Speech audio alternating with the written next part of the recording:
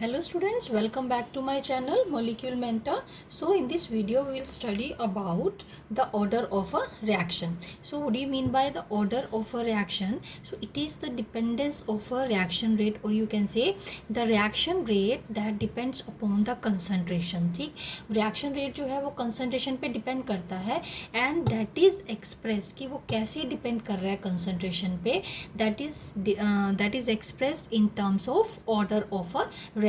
So further इसको हम define कर सकते हैं. It is the sum of the powers to which the concentration terms are raised in the rate law. So this is important कि rate law expression जब हम लिखते हैं, previous videos में हमने rate law को बड़े अच्छे से स्टडी किया है. आप उस वीडियोस को देख सकते हैं दोबारा से, उसका लिंक भी मैं आपको इस वीडियो में दे दूंगी. So this was the difference in the law of mass action and the rate law. कि लॉ ऑफ मास सेक्शन में जो कोफिशिएंट्स यूज़ किए थे they were the stoichiometric coefficients, but rate law expressions में जो रेट लॉ ने study किया था उसमें जो कोफिशिएंट्स लिखे थे they were the actual coefficient. ठीक है, सो उन वीडियोज़ को आप अच्छे से देख सकते हो.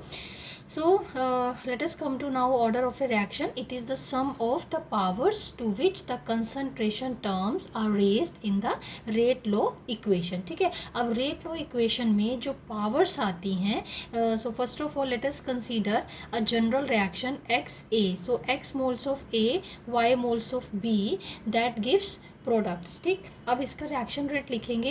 That rate it is equal to k concentration of A raise to the power x into concentration of B जो कि दूसरा रिएक्टेंट है raise to the power y. अब ऑर्डर इस रेट लो एक्सप्रेशन से अगर हमने ऑर्डर कैलकुलेट करना है, so that will be the sum of the powers of these concentration terms. So like order of the reaction जो है that will be x plus y. ठीक, so x plus y they indicate that how sensitive the rate is to the change in concentration of A and B respectively. ठीक है, so now x plus y that gives the overall rate of the reaction, whereas x represent the order with respect to the reactant A. ठीक है, अब x जो है that represents the order with respect to reactant A and y represents the order with respect to reactant B. ठीक है, so this is very important.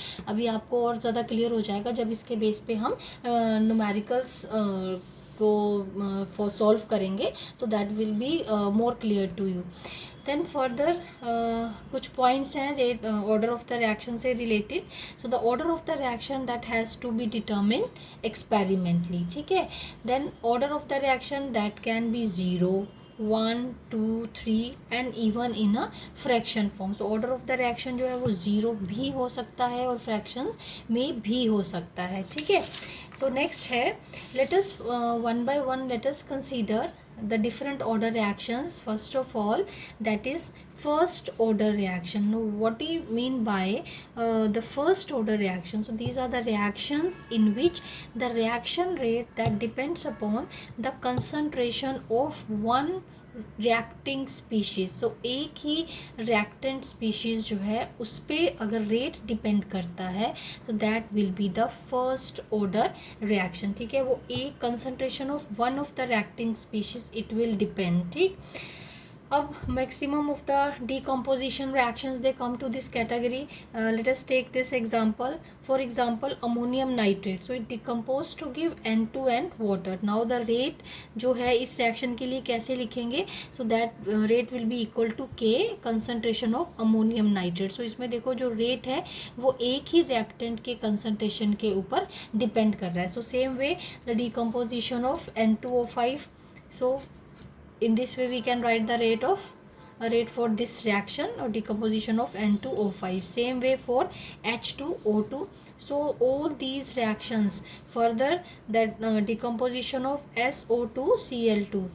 So this is also a first order reaction. So आप इन सारी reactions में देख सकते हो कि रेट जो है वो एक ही कंसंट्रेशन टर्म के ऊपर डिपेंड कर रहा है. ठीक है, so maximum of the decomposition reactions they come to this category. So all these are the examples of the first order reaction. Now next come to the second order reaction. Now what are the second order reactions? These are the reactions in which the rate that depends upon the concentration of two reacting species. ठीक, same और different. अब ये दो categories हम इसमें कर सकते हैं, लाइक जिसमें देखो रेट जो है that depends upon the concentration of A raise to the power 2. ठीक है, ये सेम भी हो सकती हैं रिएक्टेंट स्पीशीज और डिफरेंट भी हो सकती हैं रिएक्टेंट स्पीशीज. दोनों में ऑर्डर जो है वो 2 ही आएगा. से इसका जो पावर है the order that will give us a order, so order will be 2. so इस केस में भी अगर इसकी पावर 1 लेते हैं, इसकी 1 लेते हैं, तब भी ऑर्डर जो है हमारे पास 1 + 1 that is equal to 2. so both these are the examples of the second order reactions. अब एग्जाम्पल देखते हैं सेकेंड ऑर्डर रिएक्शन की. Like 2HI, so it means 2 molecules of HI. so अब हम इसका रेट एक्सप्रेशन लिखते हैं. Rate is equal to KHI raise to the power 2. ठीक है, so raise to this coefficient, ये जो कोफिशिएंट है that will give us the order of the reaction. So that will be the second order reaction. So further और examples देखते हैं हम second order reaction की. Like this is the ethyl ethanoate ester है and NaOH की presence में that gives sodium acetate and ethanol. So अब इसका अगर रेट एक्सप्रेशन लिखते हैं sir that will depend upon the concentration of this ester and sodium hydroxide. So again the order of the reaction will be 2. So order अगर हम calculate करें, सो 1 और 1 concentration terms की जो पावर्स हैं that will B 1 and 1, 1 + 1, so that will be 2. So again this is a second order reaction.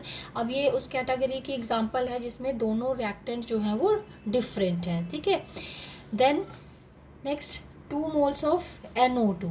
अब इसमें rate जो है that depends upon the second power of concentration of NO2. तो इसमें क्या आ जाएगा ऑर्डर. अब इसमें ऑर्डर 2 आएगा और इसमें रिएक्टेंट जो है वो that is the same reactant. ठीक है, next NO reacts with O3 to give NO2 and O2. so again this is also a second order reaction. ठीक है, आप सब में ऑर्डर देखिए, ऑर्डर जो है वो इसमें भी 2 आ रहा है और इसमें भी ऑर्डर जो है दोनों पावर्स को प्लस करेंगे तो ऑर्डर क्या आ जाएगा 2 आ जाएगा. ठीक है, so all these are the examples of the second order reaction. Next we have the third order reaction. अब थर्ड ऑर्डर रिएक्शन में क्या होगा that rate depends upon the concentration of 3 reacting species.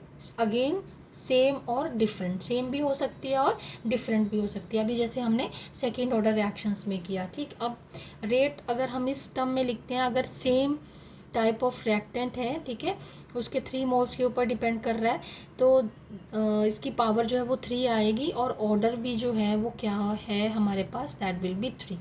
सो अगर डिफरेंट रिएक्टेंट स्पीशीज़ है like A, B and C, अब सबकी powers यहाँ 1 1 1 है तो ऑर्डर जो है वो क्या आएगा 1 + 1 + 1. ठीक है, दैट विल बी 3. तो इन दोनों केसेस में जो ऑर्डर ऑफ द रिएक्शन है that will be 3. Same way the different examples are 2 moles of NO plus O2 that gives 2 NO2. so the rate will be KNO raised to the power 2 and O2. so again इसमें जो order आएगा फिर से हम calculate कर लेते हैं 2 + 1, so that will be 3. so order will be 3, order of the reaction that will be 3. same way in the next category or you can say the next example 2NO plus Br2. again this will give us the rate order of the reaction that will be 3. so दोनों powers को plus करेंगे, यहाँ 1 consider करेंगे, so 2 + 1 that will be 3. this will be the order of the reaction. ठीक है, so third order reactions में हमने examples देखी. नेक्स्ट है हमारे पास zero order reaction. what do you mean by zero order reaction? in this the rate of the reaction that is independent of the concentration of reacting species. reaction तो हो रही है, reactants की concentrations भी present हैं, उसमें reactants present है, but the rate जो है वो that depends upon the zero power of the concentration. mean to say कि rate of the reaction जो है वो concentration के ऊपर depend नहीं कर रहा है. this is the meaning of a zero order reaction. अब इसमें maximum reaction जो है वो photochemical reactions they come under this category. for example H2 reacts with Cl2 in the presence of H nu. H nu means in the presence of light that HCl जो है वो form हो रहा है, but H2 और Cl2 दोनों present है, but जब तक लाइट प्रेजेंट नहीं होगी जो है रिएक्शन जो है वो प्रोसीड नहीं करेगी. So reaction proceeds, these are the light sensitive reactions. Reaction proceeds in the presence of light only. So that's why we can say the rate of the reaction that does not depend upon the concentration of any of the reactant. आप कितना भी H2 ले लें, कितना भी Cl2 ले लें, लेकिन रिएक्शन तब तक प्रोसीड नहीं करेगी जब तक लाइट की प्रेजेंस नहीं होगी. So in this way we can write the rate of the reaction like this. So it depends upon the zero power of H2 and zero power of Cl2. ठीक है. Further और reaction देख सकते हैं हम जो जीरो ऑर्डर रिएक्शंस हैं, like decomposition of NH3 on the surface of metals like gold, platinum. कोई भी मेटल जो एज अ कैटलिस्ट एक्ट कर रही है, ठीक है, so that will be the zero order. अब देखो ये कैसे होगा. अमोनिया है लाइक, एंड कैटलिस्ट जो मेटल यूज़ की है that is platinum. So in this way in this reaction also the rate that does not depend upon the concentration of ammonia. So rate can be written like this: 0 power of NH3. It means zero power का मतलब ये इसकी concentration term के ऊपर, concentration के ऊपर depend नहीं करता है. अब देखिए इस कैटेगरी की रिएक्शंस जो हैं वो क्यों कंसंट्रेशन के ऊपर, रेट जो है उनका कंसंट्रेशन के ऊपर डिपेंड नहीं करता है. So what happens actually eight sufficiently high pressure of ammonia the metal surface is completely covered by reactant molecules NH3. अब क्या होता है, सपोज ये मेटल सरफेस है, सो जो लाइक अमोनिया है या कोई भी गैस है या कोई भी रिएक्टेंट है, जो रिएक्टेंट इस सरफेस पे एडिजोर्ब होगा, ठीक है, जो भी सरफेस पे एडिजोर्ब होगा, हाई प्रेशर पे जो सरफेस पे एडिजोर्प्शन होगी वो पूरी सरफेस जो है वो कवर कर देगा. ठीक है. So as a result further increase in pressure और concentration does not have any effect on the amount of the reactant on the surface. So once कि एट हाई प्रेशर जितना अमोनिया था वो जितनी सरफेस उसको मिली थी उतनी सरफेस पे वो एडिजोर्ब हो गया है. अब फर्दर आप प्रेशर या कंसंट्रेशन इंक्रीज भी करते हो तो जो एडिजोर्प्शन का अमाउंट है वो इंक्रीज नहीं होगा. ठीक है. और जो एडिजोर्ब हुए होंगे अमोनिया, एक्चुअली क्या होता है कि पहले सरफेस के ऊपर अमोनिया एडिजोर्ब होता है, देन रिएक्शन प्रोसीड्स. तो फर्दर कंसंट्रेशन इंक्रीज करने से या प्रेशर इंक्रीज करने से सरफेस के ऊपर अमोनिया की कंसंट्रेशन इंक्रीज नहीं होगी. ठीक है. सो in this way we can say that the rate does not depend upon the concentration of the reactant species. So ऐसे ही एक और एग्जांपल है decomposition की, that is a thermal decomposition of HI on the gold surface, that is also a zero order reaction. So same concept यहाँ भी apply होता है. जो reactant जो है वो पहले एडिजोर्ब होता है, then it undergoes reactions. So उसके ऊपर initially with the increase in pressure तो surface के ऊपर उसका amount increase होता है, but when the surface is completely covered by that reactant molecule, then further increase in pressure or concentration does not increase the concentration of that particular reactant on the surface. So these three you can say this photochemical reaction, decomposition of ammonia and decomposition of HI, these all reactions they come under the category of zero order reactions. ठीक है. then है हमारे पास next fractional order. Fractional order reactions like the rate of different chemical reactions that have been determined experimentally. ठीक है. ये हमने जब order calculate किया था तो ऑर्डर ऑफ द रिएक्शन या ऑर्डर हम रेट लॉ से कैलकुलेट करते हैं जिसमें कोफिशिएंट्स जो हैं दे आर एक्सपेरिमेंटली डिटर्मिन. ठीक है. सो एक्सपेरिमेंटली डिटर्मिन रिएक्शंस के जो कोफिशिएंट है उसी से ही हम ऑर्डर कैलकुलेट कर सकते हैं. Then some of the reactions that appears to be simple but actually these reactions they are of complex nature. अब क्या होता है कि whatever reaction we use to write in a single step it may not occur in a single step. ठीक है. वो हो सकता है कि वो एक से ज़्यादा स्टेप्स में हुई हो reaction. So like for example आप एग्जांपल से ज़्यादा समझेंगे. See H2 that reacts with Br2 to give HBr. ठीक. बट इसका जो रेट है अगर हम सिर्फ इस रिएक्शन को रेट देख करके लिखे तो 1 + 1 हमारे पास 2 आना चाहिए. बट जो एक्चुअल रेट है इस रिएक्शन का that depends upon half of the concentration of Br2. ठीक है। अब हाफ ऑफ द कंसर्न इसका 1 है तो इसका 1/2, तो ऑर्डर जो है 1.5 आ जाएगा।